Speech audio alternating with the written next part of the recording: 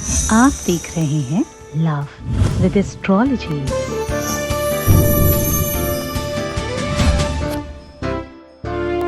प्यार का फोन तुरंत आना शुरू हो जाएगा, प्यार से तुरंत बातचीत शुरू हो जाएगी, रिश्ता तुरंत ही ठीक हो जाएगा, संबंध पूरी तरह से मधुर बन जाएगा। टॉयलेट में जाकर के ये काम कर लेना। जानते पूरा विश्लेषण।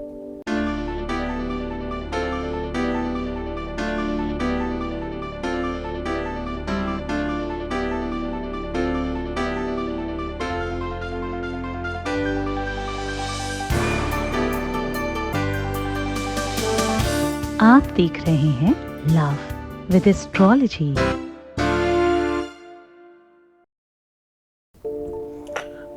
नमस्कार, मैं हूं आचार्य सतीश अवस्थी। आपका बहुत स्वागत करता हूं लव विद एस्ट्रोलॉजी में। लव विद एस्ट्रोलॉजी आपके अपने जीवन में प्यार भरने का एक साधन है। लव विद एस्ट्रोलॉजी में वैवाहिक जीवन, दाम्पतिक जीवन, मैरिटल लाइफ, शादीशुदा जीवन, आपका प्यार, आपका रिलेशनशिप पूरी तरह से रिपेयर किया जाता है, सुरक्षित किया जाता है, सुव्यवस्थित किया जाता है। रिश्तों में आपको जिताया जाता है, आपको जीवंत किया जाता है, जीवन जीना सिखाया जाता है। जो जिंदा होकर के भी मर चुके लोग थे, बुरा लगने वाली बात कर रहा हूं पर बड़ा सत्य है, उनको भी जीवंत करने का साधन लव विद एस्ट्रोलॉजी है। लव विद एस्ट्रोलॉजी पूरी तरह से आपके जीवन को बेहतर बनाने का काम करती है।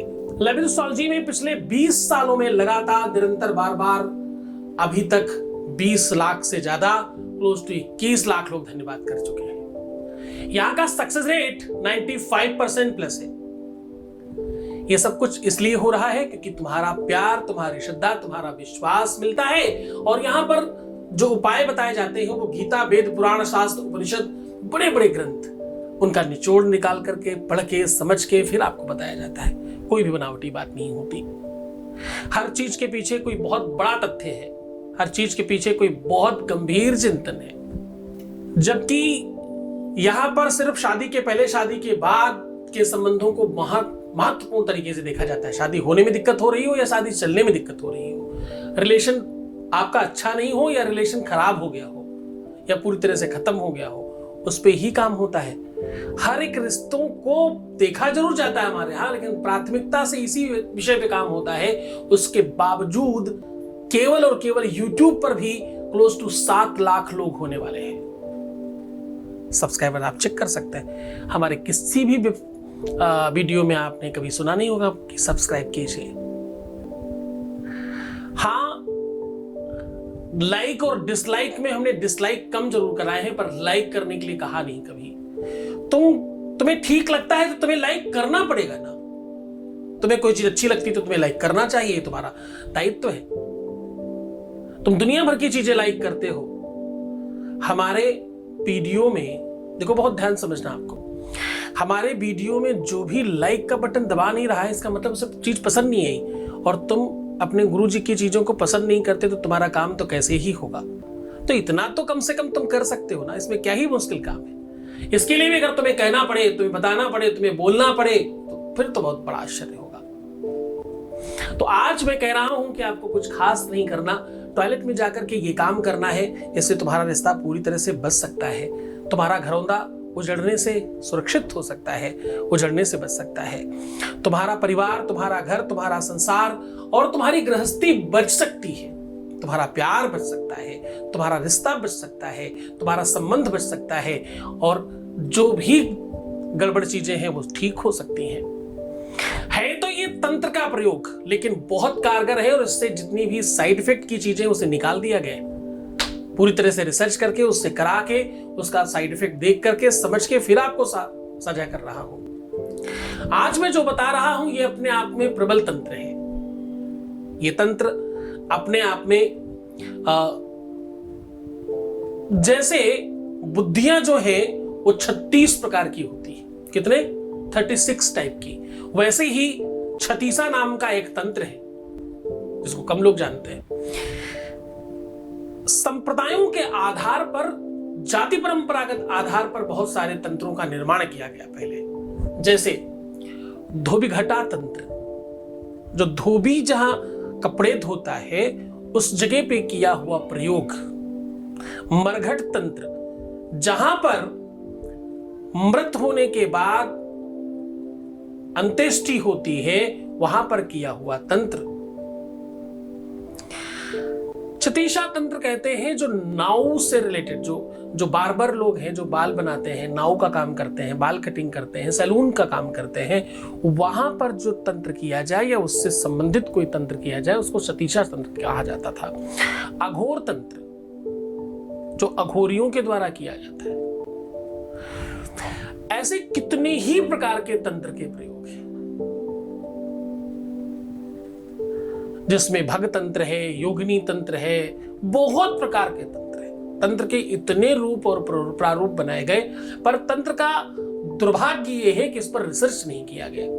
तंत्र का दुर्भाग्य ये है कि इस पर किसी ने रिसर्च करके पूरी तरह से इसको साइंटिफिक नहीं किया, कोई मशीन निर्माण नहीं की। बहुत थोड़ा सा काम किया गया अमेरिका में कि आज वहां हवा की, भूत की, प्रेतों की और तुम्हारी एनर्जी की, तुम्हारे ऑरे की फोटो निकाली जा सकती है।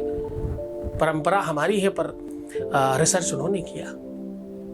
अगर कंप्लीट रिसर्च हो जाए तो आप सत्य मानिए, विश्व की सारी चीजें धरी की धरी रह जाएंगी। ये विज्ञान सबसे बड़ा विज्ञान है, वेद से बड़ा विज्ञान दूसरा है ही नहीं। एक बहुत बड़े संत हुए महर्षि महेश योगी, उन्होंने वेद को विज्ञान की तरह ही सबको दिखाया और पूरी दुनिया में वो उड़ने वाले बाबा के नाम पर मशहूर थे। अष्ट सिद्धियां देते थे और लोगों को उड़ना सिखाते थे। और वो स्वयं ही नहीं, बहुत सारे लोग उड़ते भी थे। उड़ने का मतलब पक्षी की तरह नहीं, इंसान की तरह। जमीन पर बैठे बैठे 5-5, 6-6 फुट दूर जाकर के कोई गिरे तो इसका मतलब उड़ना ही है ना। वही तो शक्ति है जो उसको ऊपर उछाल रही है। वो स्वयं तो बहुत देर तक भी ऊपर रहते थे। सार्वजनिक रूप से कभी उन्होंने ऐसा वीडियो नहीं बनाया, लेकिन बहुत सारे लोगों ने देखा है, जिसमें से मैं भी हूं। मैंने स्वयं भी देखा है। मैंने उनसे बहुत सारी साधनाएं सीखी और समझी और जानी है। यद्यप मैंने एजुकेशन अनदर जगहों से भी लिया है, लेकिन उनसे बहुत कुछ मिला मुझे, इसमें कोई संदेह नहीं। तो कहने का सीधा संबंध ये है कि भाई तंत्र को सात्विकता से प्रयोग किया जाए। तंत्र हमेशा भगवान शिव ने जनमानस के लाभ के लिए बनाया था। लोगों ने उसका गलत प्रयोग करना शुरू कर दिया, और गलत प्रयोग करने में सबसे ज्यादा एक संप्रदाय जाना जाता है।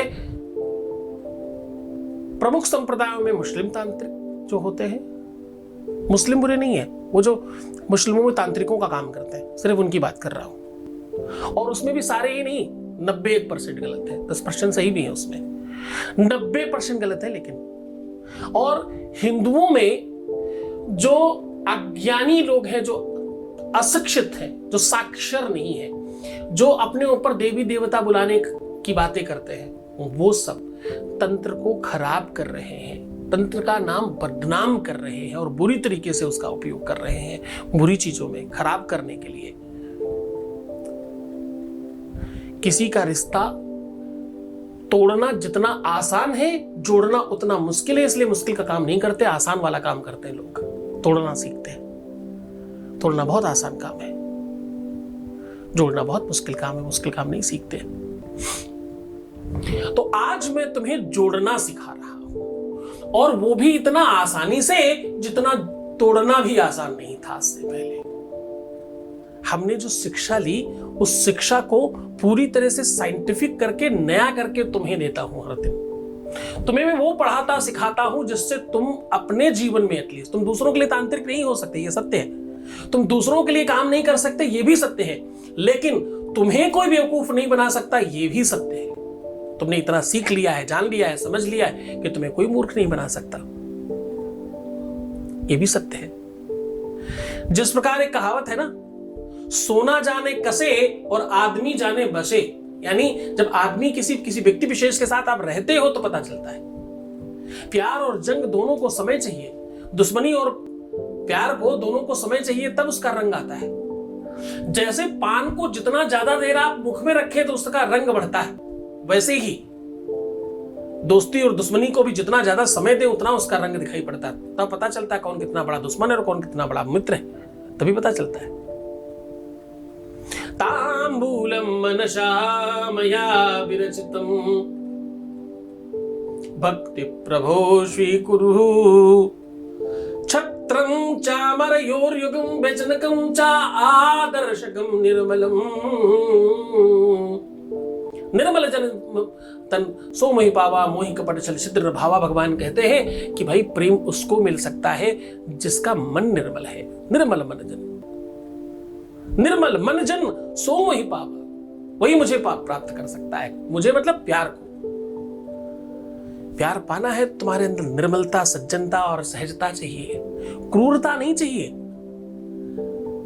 उससे बुरा भी कोई नहीं है और चाहिए भी वही, ये क्रूरता है, इसमें नहीं मिलेगा।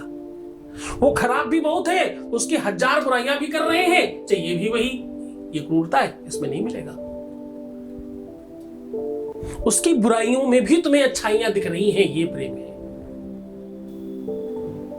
बालाभास्यां कटुयस्यां देहस्यां मौलिकामवत्। बालकों की वो तोतली भाषा में कहे हुए उल्टे सीधे शब्द भी आपको मधुर लगता है, बेहतर लगता है, क्योंकि वो प्रेम है।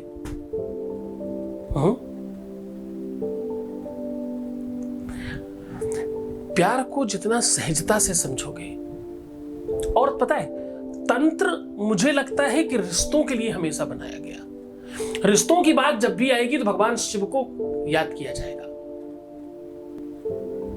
शिव महापुराण में, और हां पूरी दुनिया में पति पत्नी को एक करने का जो मंत्र बना है वो एक ही बना है।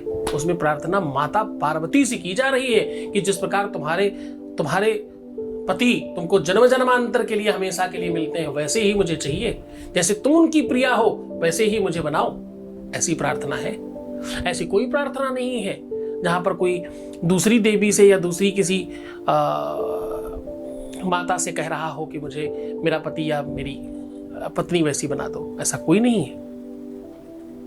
दोनों ही बार माता पार्वती से कहा जा रहा है कि भगवान शिव और माता पार्वती का दाम्पतिक जीवन बहुत अच्छा है। भगवान शिव बदले ही नहीं, बड़ा ध्यान समझना। माता पार्वती ने कई जन्म लिए लेकिन बाबा शिव वहीं के वहीं रहे। बोले तुम आते रहना, हम तुमको वही मिलेंगे। हर बार मैं ही नहीं मिलूंगा, मतलब आप बात समझना, हर बार मैं जन्म लेकर नहीं मिलूंगा, मैं ही मिलूंगा। यह है भगवान शिव की उपासना का फल। हे गौरी शंकरादांगी यथा त्वां शंकर प्रिय तथा मां कुरु कल्याणी कांत कांतां सुदुर्लभाम। कहते भाई माता आपके लिए क्या दुर्लभ है। इस मंत्र को जाप करने वाले जीवन में कभी भी दाम्पतिक दुख में नहीं पड़ते। इस मंत्र का पाठ करने वाले, जाप करने वाले, सुनने वाले, मनन करने वाले, चिंतन करने वाले लोगों के जीवन में पति पत्नियों में विवाद नहीं होते, झगड़े नहीं होते, फसाद नहीं होते, तलाक नहीं होते, अलग नहीं होते, अक्षम नहीं होते, दुखी नहीं होते, तकलीफ में नहीं रहते, सब सुख मिलता है। दूसरा, पुरुषों के लिए भी सेम मंत्र है, लेकिन वहां पर भी माता पार्वती से कहा जा रहा है पत्नी मनोरमां देही। एक तरफ जहां कहा जा रहा है कि मुझे पति मेरा जो है वो बिल्कुल आपकी तरह एक रहने के लिए हो, और दूसरी तरफ पत्नी के लिए भी कहा जा रहा है पत्नी मनोरमां देही। मेरे मन मुताबिक चले ना ये तो इतना अच्छा होगा। पत्नी मनोरमां देही मनोवृत्तानुसारणीं तारणीं दुर्ग संसार सागरस्य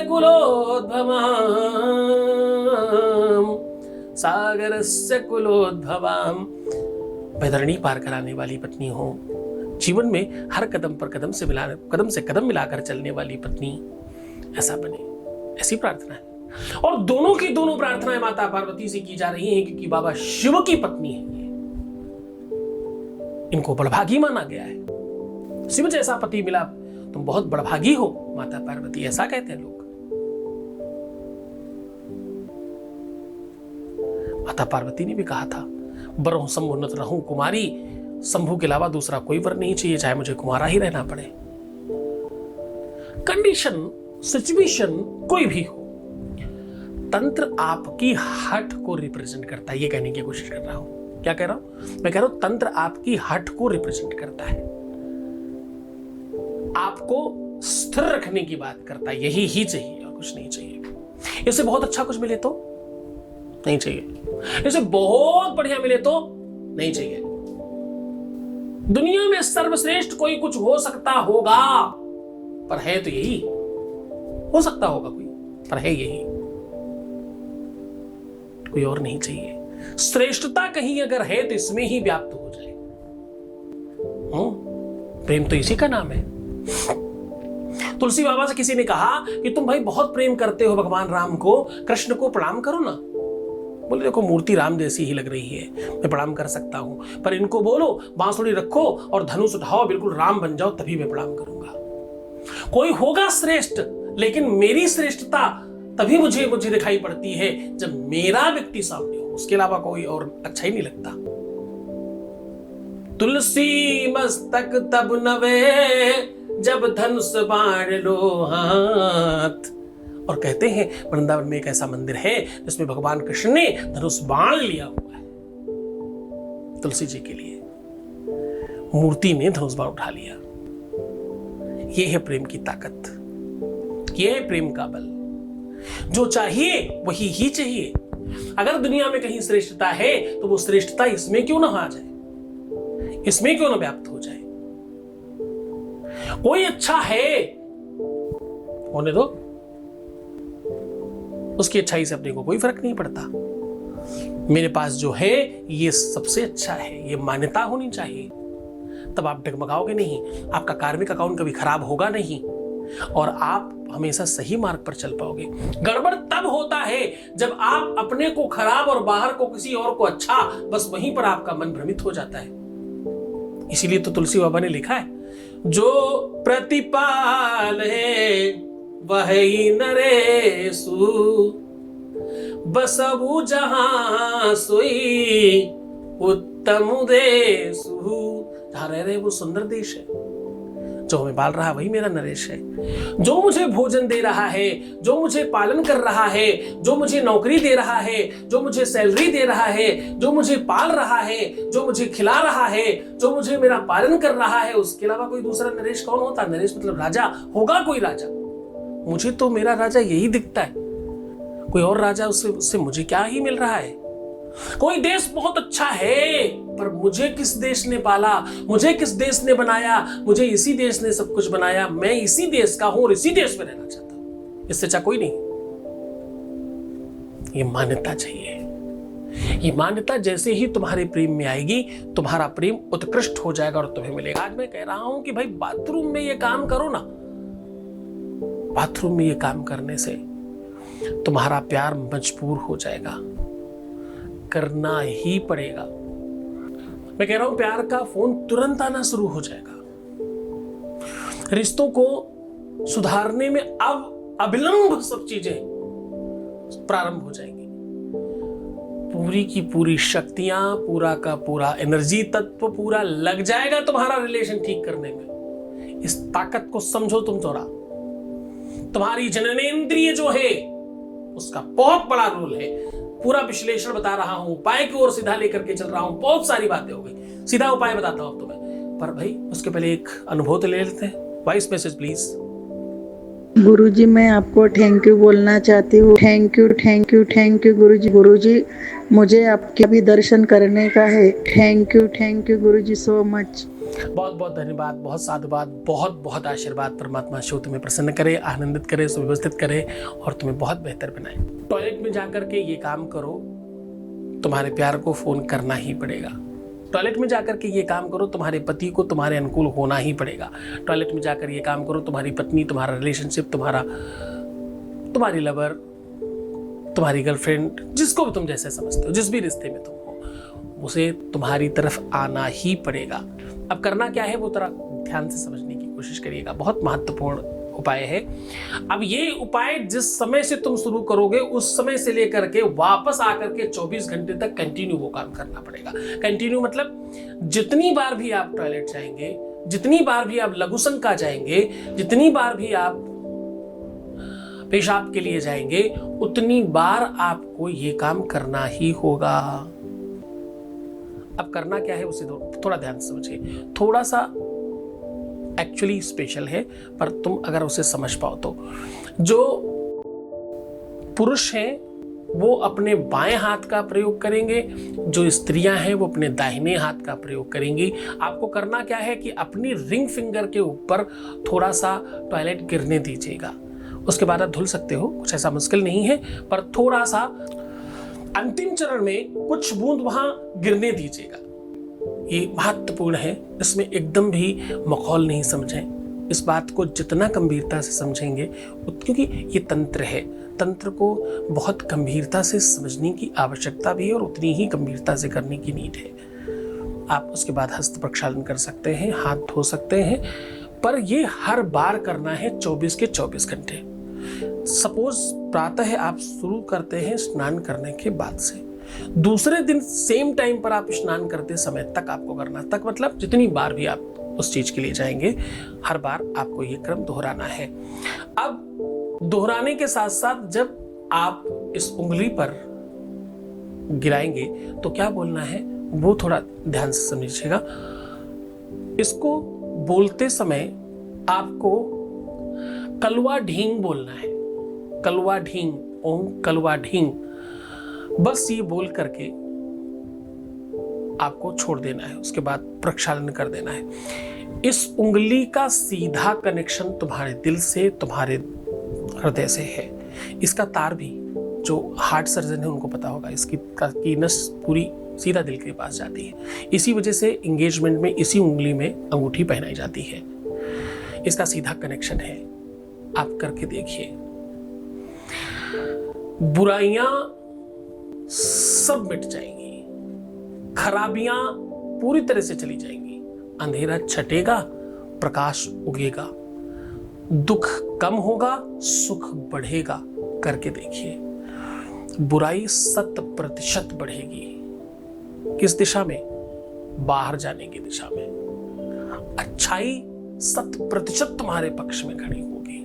ये उपाय इतना कारगर है, इतना ताकतवर है, यकीन मानिए विश्व के बहुत बड़े बड़े तांत्रिक केवल इसी एक उपाय से विश्व के सर्वश्रेष्ठ तांत्रिक हो गए। महामहिम चंद्रा स्वामी को तो आप जानते ही होंगे, सुना होगा नाम। चंद्रा स्वामी जी एवरीडे ये इससे मिलता जुलता कोई प्रयोग करते थे, उसमें साइड इफेक्ट भी था। इसमें साइड इफेक्ट हटाकर आपको बताया गया है, बस इतना सा अंतर है।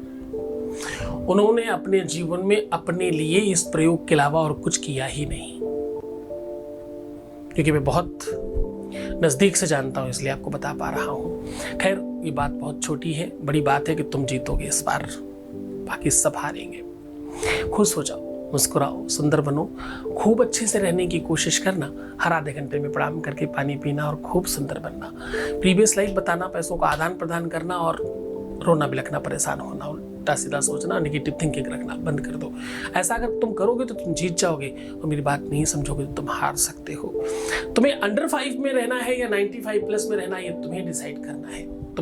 तुम्हें ये सब चीजों पर छोड़कर जा रहा हूं, पूरा का पूरा निर्धारण और डिसीजन तुम्हारा है। अपना बहुत ख्याल रखिएगा। छोड़कर जा रहा हूं तुम्हें उन गलियों में, डंडियों में, ख्यालों में, विचारों में, जहां सिर्फ और सिर्फ प्रेम है। ओम नमः शिवाय।